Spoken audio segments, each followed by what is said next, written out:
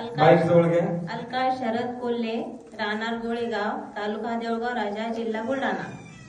माझा असा अनुभव आहे, काही कारणामुळे माझा मुलगा आमच्याशी चांगला बोलत नव्हता। वेगळं असं मुलगा आहे म्हणून नव्हता, घरात पाहुण्यासारखा राहत होता।